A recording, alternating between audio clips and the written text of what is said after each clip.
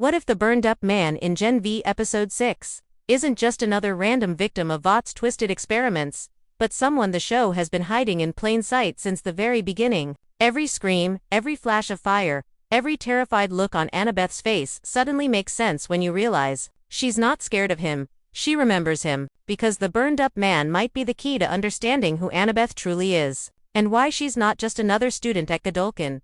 When Episode 6 opens, the air around Godolkin University feels different, the tension is heavier, the students quieter, and even the walls seem to be keeping secrets. Then the discovery hits the body of a man, burned beyond recognition, found in the restricted area of the campus. Everyone looks shocked, but the camera does something interesting. Instead of lingering on Marie or Jordan, it focuses on Annabeth for just a few seconds. Her face freezes, not in surprise, but in recognition. That one look changes everything. It's subtle, but the kind of detail the writers of Gen V never include by accident.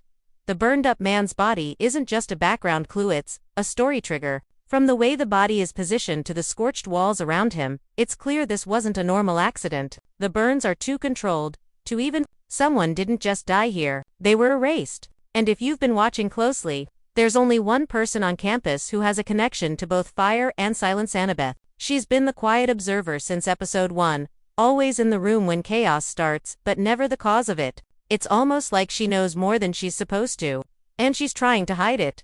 Rewatch the earlier episodes, and the pattern becomes impossible to ignore. Annabeth always shows up after something catastrophic happens. When Sam escapes, she's already there, staring at the broken door. When Marie loses control of her powers in the hallway, Annabeth is just behind her, calm and expressionless, as if she's seen it all before. The show never explains how she ends up in these places, and no one asks her where she's been. But the burned-up man changes that. This time, her reaction betrays her. She flinches before anyone else even knows what they're looking at.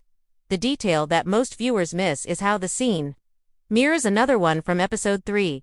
Back then, we saw a quick, 1-second glimpse of a laboratory fire. The footage was grainy, security camera style, and the people inside were covered in flames. One of them, a man, tries to reach out before the screen cuts to static. Fans thought it was just another Vought experiment gone wrong. But the burn patterns on that man's arm, they match the ones on the body in Episode 6. It's the same man, and that means someone brought him back. The question is, why? Vought doesn't resurrect people for fun. Every move they make is for control, image, or power. So if this burned-up man was brought back, he must be connected to something important. Maybe he knew something about the experiments that created the Gen V supes. Maybe he was one of the early prototypes, someone who survived Compound V's worst effects but couldn't stay stable. The fire might not have killed him, it might have been the thing that kept him alive. That would explain the strange, almost deliberate scorch marks around his body. As if the flames didn't consume him, they protected him.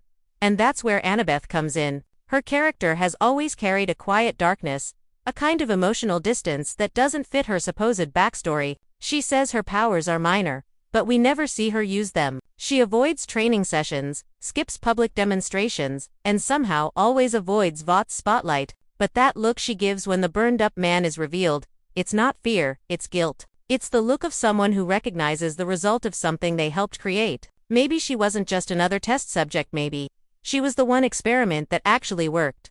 The way Gen V tells its stories, secrets are never dumped all at once. They're sprinkled in shadows, quick shots, and one-line hints that mean nothing at first and everything later. The burned-up man isn't random. He's a ghost from Annabeth's past, a reminder of who she was before she arrived at Godolkin. Maybe he was her protector, maybe he was her father, or maybe he was the scientist who helped her escape the lab when everything went wrong. Whoever he was, his death or rebirth isn't the end of his story. It's the beginning of Annabeth's truth, and the most terrifying part. Vought knows it too. The way the camera pans to the security logo right after his body is found, it's like a silent warning. They're watching. They've always been watching. And if Annabeth's secret is out, it's not just her identity at risk, it's the entire experiment that built the world of Gen V. After the shocking discovery of the burned-up man, Episode 6 slows down just enough for the details to sink in. Everyone at Godolkin University wants answers.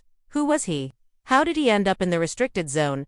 And why did Vaught's cleanup team arrive before the police? But while the others panic, Annabeth slips quietly into the background. Her silence says more than words ever could. She doesn't ask questions. She doesn't react with horror, she just stares at the body bag being zipped up, like she's seen this before. That's the moment you realize there's more to her than anyone has guessed. The scene feels small on the surface, but it's full of meaning. Every sound in the background fades until only Annabeth's breathing is left. The camera lingers on her hand shaking slightly, like she's fighting to stay calm. Then she pulls out a pendant from under her shirt. It's the same one we saw briefly in episode 2 during her therapy session, where she refused to talk about her past. For the first time, it catches the light, and you can see it's burned around the edges like it survived a fire. It's not just jewelry, it's a piece of her history. And that small detail connects directly to the man who just died. Annabeth's memories have always been foggy. But in this episode, we start to see flashes of them. The editing style changes, quick cuts, blurred lighting, voices echoing like broken glass. There's a man calling her name through the flames. "Annabeth, run," he shouts, and then the screen cuts back to her standing in the hallway, frozen. She isn't remembering just anything. She's remembering him. The burned-up man wasn't a stranger, he was someone she knew before someone she lost. Someone Vought erased from her file. If you think about how Vought operates, it makes perfect sense. They love creating monsters and then rewriting their pasts. They did it with the Seven. They did it with the students. And now, we see they've done it to Annabeth. Maybe the man was her handler, or maybe he was the first person who helped her control her powers. Either way, his death isn't a coincidence, it's a warning. The moment he showed up again, Vought had to clean up their mistake before anyone else connected the dots. But there's one moment that truly exposes the truth, when Marie finds a fragment of burned glass near the body. It's from a containment tank, one of those reinforced test chambers Vought uses for unstable supes. That means the man wasn't killed in an explosion. He escaped one. He was alive long enough to crawl out of the wreckage and try to reach someone. Maybe he was trying to reach Annabeth. It's tragic. But it also explains her panic. She knows exactly what kind of place he came from because she was there too. As the episode goes on, Annabeth becomes more withdrawn. In class, when the others talk about the discovery, she sits in silence, tracing the edge of her desk with her finger. Her eyes flicker whenever someone mentions the fire, and you can almost feel her heartbeat speeding up. Then Kate makes an offhand comment. "Vaught's been hiding more than students down there." Annabeth's pen snaps in half. It's subtle, but powerful. She's not scared of Vaught's secrets, she's scared of remembering them. Later that night, she visits the memorial wall where the students have placed flowers for the burned-up man. She doesn't bring flowers, she brings the burned pendant and lays it down quietly. It's a moment of grief, but also rebellion. By leaving that pendant, she's acknowledging the truth that Vought wants her to forget. The scene doesn't need words to hit hard. It's pure emotion, the kind that comes from loss, guilt, and buried identity.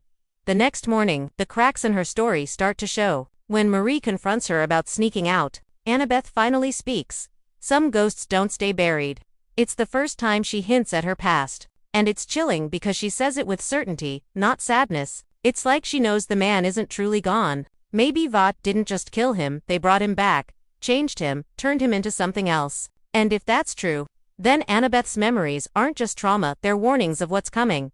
The show's genius is in its small choices. Every line, every shot adds to the puzzle. The burned-up man isn't just a victim, he's the mirror of Annabeth's own story. Where he burned on the outside, she burns on the inside, both created by the same machine that pretends to protect them. His body might be ash, but his existence exposes the truth. Vought has been hiding. They're still experimenting on students, still playing God, and still erasing anyone who remembers.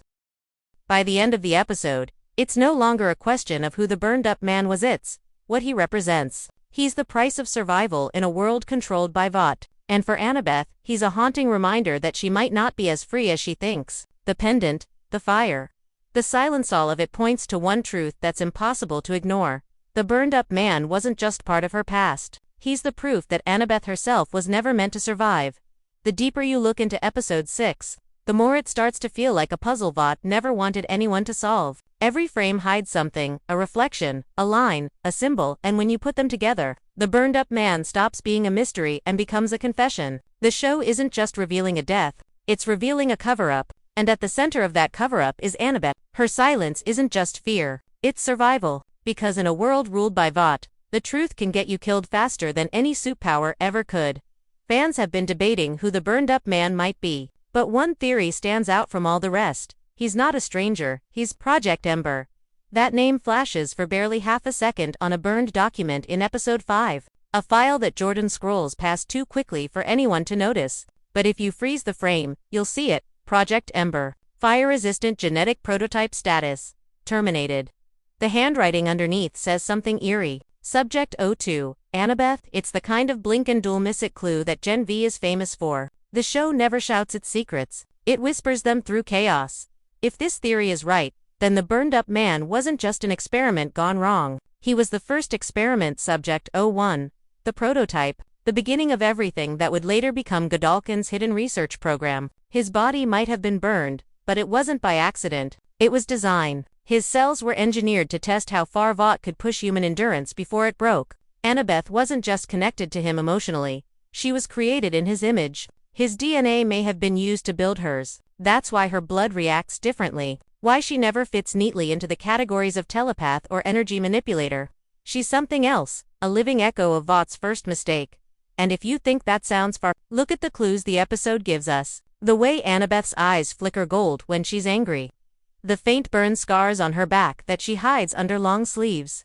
The way she avoids fire in every scene, not out of fear, but out of restraint. Fire isn't her weakness. It's her mirror. It's the part of her she's terrified to unleash because she's seen what it can do. The burned-up man isn't just a victim of fire, he was fire. He burned from the inside out, and when Annabeth loses control, her energy ripples the same way his did. It's not a coincidence, it's legacy. There's another layer too, one that ties directly to Vaught's obsession with control. Throughout the series, we see how Vought manipulates memory. They wipe files, alter footage, and rewrite lives. But what if they've been doing more than that? What if they've been erasing people's identities altogether? The burned-up man might have been terminated. But his consciousness could have been copied, stored, maybe even transferred. In episode 6, when Annabeth looks at his body, she doesn't just look sad, she looks haunted. It's as if she can still hear him. Maybe she can. Maybe part of him still lives inside her. Literally, that could explain the strange behavior she shows later in the episode. She starts speaking in fragmented sentences. Repeating phrases the burned-up man said in the flashbacks, they can't burn what they built. It's like she's channeling him. Whether it's psychic residue, trauma, or something more scientific. It's clear that Vaught's experiment didn't end with his death. It lives on in her. That makes Annabeth both a miracle and a mistake. Proof that Vought succeeded and failed at the same time. The scariest part of all this isn't what we see, it's what we don't. There's no official report about the burned-up man, no media coverage, no mention of a security breach. Within hours, Vought has scrubbed the entire incident clean. Even the security cameras from the corridor where the body was found are conveniently corrupted. It's like the fire never happened. But one file remains, a corrupted audio log that plays at the end of the episode. A man's voice, distorted by static, says, "She wasn't supposed to survive." Then silence. That's it. A single line that flips everything upside down. If Annabeth wasn't supposed to survive, then her entire existence is an error in Vaught's grand design. An error they're desperate to erase. And that makes the burned-up man's return, even in death, more than a twist. It's rebellion. His body is proof that their perfect control isn't perfect after all. What's chilling is how Gen V blends horror and heartbreak to tell this story. Annabeth isn't just a supe. She's a survivor of science gone mad. The burned-up man is her origin story written in ash. And the fire that destroyed him might be the same one that created her. Maybe she carries his power. Maybe she carries his soul. Or maybe she carries his curse. The constant reminder that she's part of something monstrous. Something she can never fully escape. By the end of Section 3, one thing becomes clear. The burned-up man's identity isn't just revealed, it's reborn. He's not gone. He's inside Annabeth, in her blood, her memories, her silence. Vought thought they could bury the truth under flames, but the truth has a way of burning its way back to the surface. And this time, it's not just one man they have to hide from the world. It's the girl who remembers everything by the time episode 6 reaches its final act. The truth is no longer something that hides in shadows, it starts to scream through the cracks of Annabeth's calm exterior. Everything around her begins to unravel. The whispers in the hallway, the flickering lights, the sudden flashes of heat in her hands that she can't explain, they all point to one thing. Annabeth is changing. Or maybe she's remembering. And what she's remembering isn't just who she was, but what she was made to be. The moment that breaks her happens quietly. She's sitting alone in the Godolkin Library, the only sound being the faint hum of the lights above her. She's trying to focus on a file. Marie slipped her a stolen copy of the Vought database backup. The screen glitches, lines of code twisting into static. And then a word appears that shouldn't be there. Ember.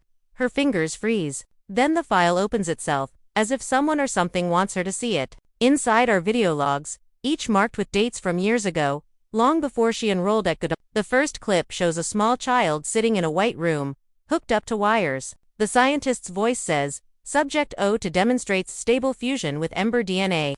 The child looks up. It's Annabeth. The silence after that is deafening. She stares at the frozen image on her screen, her own younger face staring back at her. All this time, she thought she'd been chosen for Godolkin because she had potential, because she earned her place. But now, she knows the truth. She was sent there to be watched. Vought didn't accept her. They contained her, the entire campus, the staff, even her friends. They're part of the observation. Every test, every psych evaluation, every so-called therapy session, all of it was a continuation of the experiment that began when she was a child. The realization hits her so hard that the lights around her start to flicker. A wave of heat ripples through the room, making the books tremble on their shelves. The air bends. The glass cracks. For the first time, Annabeth's powers reveal themselves without restraint. Her hands glow with faint orange veins of energy, like veins of magma under skin. It's not fire that she controls, it's life inside the flame. She doesn't burn things, she wakes the fire inside them. That's why Vought called the experiment project Ember. She's not destructive, she's catalytic. She can ignite anything's potential, including her own. But that gift comes with a cost. Her memories start to flood back with terrifying clarity. The burned-up man isn't a nightmare. He's her creator, the first subject. The one who tried to protect her when Vought ordered the lab purge. She remembers his voice calling her name as alarms blared and glass shattered. He shielded her from the explosion that was meant to kill them both. He burned so she could live. The fire that consumed him passed into her. That's why she survived. It's not metaphor, it's literal. His power, his energy, his essence fused with hers. She's half of him, and half of herself.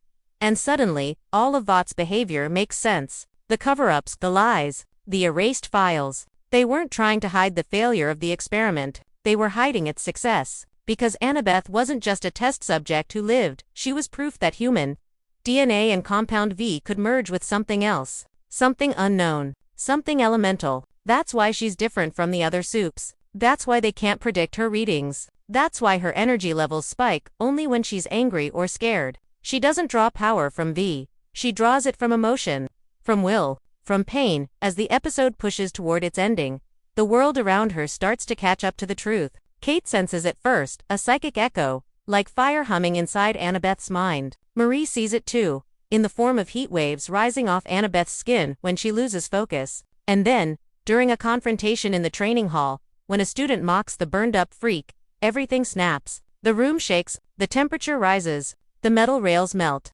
Annabeth's eyes glow with a golden light,